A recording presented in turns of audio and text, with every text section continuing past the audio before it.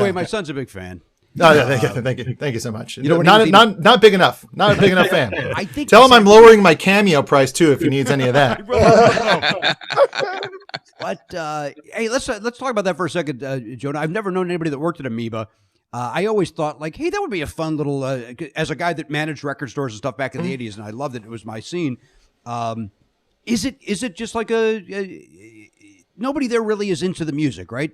No, everyone's like, everyone likes music, and there's different types of people. The people that are really into music, they were the buyers. Okay. And they were kind of just like, or in charge of the sections, there was kind of managerial for the different genres and whatnot.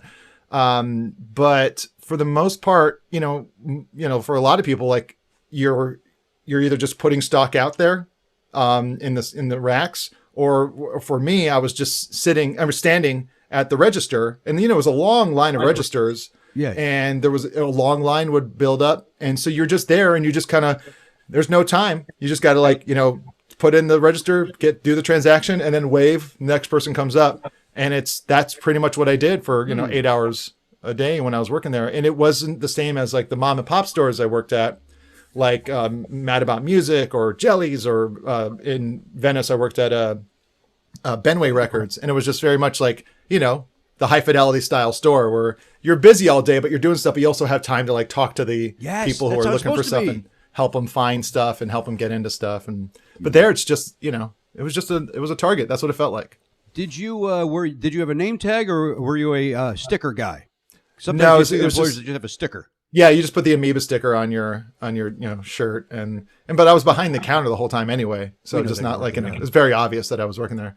I remember I didn't like working there so much that I gave insane discounts to any one of my friends or anyone I partially recognized. I would give because not to new stuff, but like to used stuff. Because you'd see like that it was a used, so you put in the code for used, and then the register would be like, how much does it say on the sticker? $16.99 might look like $11.99, might look like $7.99, and I did that a lot, and I got fired for it. Oh, geez. That sounds like it's right. But I thought I was like, there's no way they could tell that I'm doing this every once in a while to friends. For friends. And then, but the thing was, it's like, I worked like a later shift. So my lunch break was around like 7:00, which was happy hour in that area. And so to kind of like make the second half of my shift fly by, I would go to the Big Wangs over there on Selma and Cahuenga. And I'd get like a Red Bull vodka, like double, with my dinner. And then I'd come back and have a blast. And then when they brought me in to reprimand me, when the owner brought me in to reprimand me for the discounts I've been given, I thought she had known that I was drunk on the job.